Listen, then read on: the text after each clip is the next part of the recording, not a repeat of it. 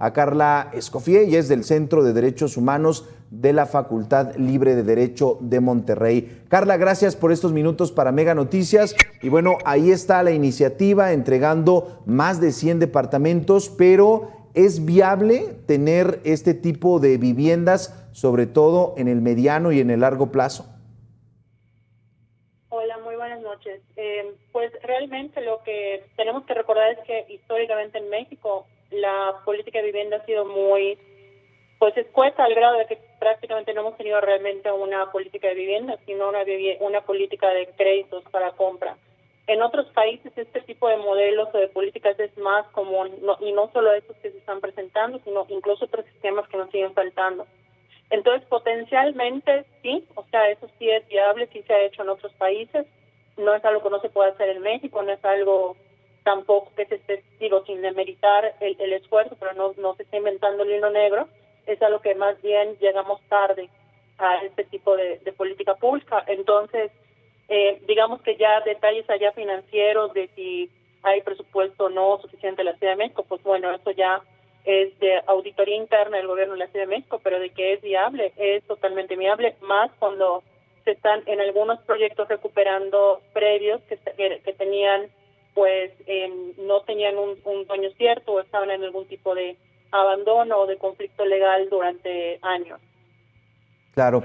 Carla, destacas muy bien esta parte, es algo que quizá pues estamos llegando tarde, pero que es viable el hacer esta vivienda asequible y sobre todo para personas que sí cubren ciertos requisitos, principalmente la limitación de ingresos. Hoy vimos la entrega de 196 departamentos. Como bien destacas, están expropiando algunos predios y ahí se buscaría construir nuevas viviendas, pero 196 departamentos o la suma en los siguientes años que se puede ir dando, sí realmente combate la gran demanda que se tiene de vivienda, sobre todo en personas que tienen recursos limitados. Si vemos 119 en comparación con los millones de viviendas que componen el déficit que tenemos, pues parece una cantidad insuficiente, pero es que por algo se tiene que empezar. O sea, cualquier tipo de obra, acción que se haga en un sexenio, por más dinero que se le invierta, siempre va a quedar minúsculo frente al tamaño de la ausencia que tenemos en materia de vivienda. Ahora, a mí me parece positivo, insisto, estamos llegando tarde y este tipo de acciones son positivas. En otros sexenios sí se había hecho esto de expropiar algunos inmuebles para que el INVI construya departamentos. Sí, ni siquiera, digamos, en ese sentido es algo que no se había hecho antes, pero eran casos como muy aislados, como más bien intervenciones caso por caso cuando se daban, cuando había mucha insistencia de los vecinos. En cambio, en esto, pues digamos que pareciera tener ya más un enfoque de política pública, algo permanente, constante, que no es una anécdota, pues, no es la anécdota de un edificio que se construyó ya, sino que se están proyectando otros edificios. Eso me parece positivo. La gran duda que me queda en estos momentos, que me parece que no se ha abordado, al menos yo no he encontrado ninguna declaración, es cómo se va a garantizar que a la larga estos inmuebles no pasen al mercado inmobiliario, por así decirlo. Recordemos que en Ciudad de México hay muchos complejos históricos, como Tlatelolco, el Cupa, que también iniciaron como política de vivienda social y que con el paso del tiempo pues entraron en el mercado inmobiliario convencional, ¿no? Y al final ya es inversión pública. Entonces me parece que ese es el eslabón que falta, pero digamos de aclarar a largo plazo, pero pues me parece bien que se estén adoptando este tipo de esquemas con un enfoque de política pública. Claro.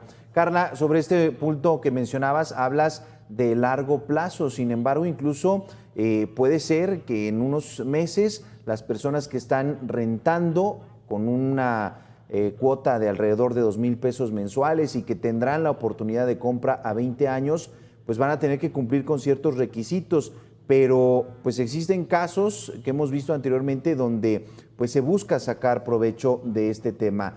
Hay por el momento un programa, requisitos muy claros, pero el gobierno tendrá que hacer bien esos filtros, de lo contrario podría estar pues beneficiando con subsidios a personas que o no lo necesitan o que pueden hacer un mal uso de este apoyo. Así es, digamos que en términos generales la regla de operación de este programa de vivienda LIMS sí establece como algunos requisitos que tienen que ver con el ingreso, el no contar ya con un inmueble en la Ciudad de México, el tener cierta edad, entre otras cosas, incluso un estudio de situación socioeconómica, no ganar más de 5 salarios mínimos, entre otros. Pero ya creo que también la clave es que también tenemos que discutir que el INVI, al igual que otros institutos de vivienda en los distintos estados del país, e incluso junto con la Comisión Nacional de Vivienda, ya no debe ser nada más un instituto gestor, sino de monitoreo. Es decir, no es tome sus llaves, bonita noche y me voy, sino de ir viendo la evolución de esos espacios, cómo se va comportando, la dinámica que funciona, que no funciona, e ir advirtiendo también pues los cambios y movilidades propios que hay pues del desarrollo de vida de las personas para poder ver cómo garantizar que esos espacios sigan teniendo una vocación de vivienda social, que no entre en el mercado inmobiliario,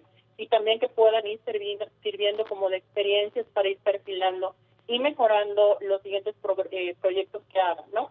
Que esa es la diferencia entre un instituto de vivienda que nada más es gestor, te construye y me voy, casi como un desarrollador privado, sino que sea realmente un instituto de vivienda que va monitoreando, va, digamos, como viendo y tanteando cómo va evolucionando el acceso a la vivienda para ir perfilando nuevas opciones.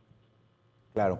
Platicamos esta noche con Carla Escoffier del Centro de Derechos Humanos de la Facultad Libre de Derecho de Monterrey. Un tema, por supuesto, interesante. Ahí está un primer avance. Lo que venga tendremos que verlo para ir compartiéndolo y sobre todo, eventualmente en el mediano y en el largo plazo, ir combatiendo como una de las acciones la gentrificación que está afectando a la Ciudad de México. Carla, gracias por estos minutos para Mega Noticias. No, muchas gracias.